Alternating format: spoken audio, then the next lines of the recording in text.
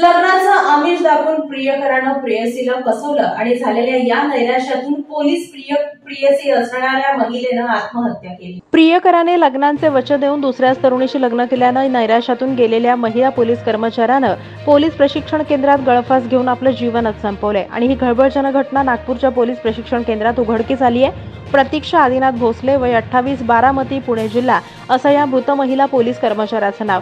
या घटनेमुळे प्रशिक्षण केंद्रात भीतीचं वातावरण पसरलंय।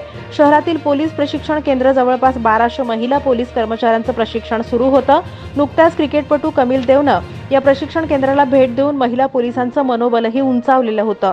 केंद्रात पुणे बारामती येथील प्रतीक्षा भोसले ही तरुणी सुद्धा या ठिकाणीच प्रशिक्षण घेत होती।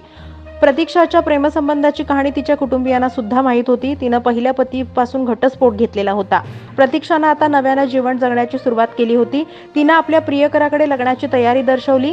त्यासाठी पोलीस प्रशिक्षण पूर्ण होताच लग्न करण्याचा निर्णय सुद्धा झाला होता। मात्र प्रियकर हा दगाबाज निघाला। त्यामुळे प्रतीक्षानं आपली जीवनयात्रा संपवलेली आहे अशी माहिती सूत्रांकडून मिळते। या प्रकरणी बजाजनगर पोलिसांना पाचारण करण्यात आलंय।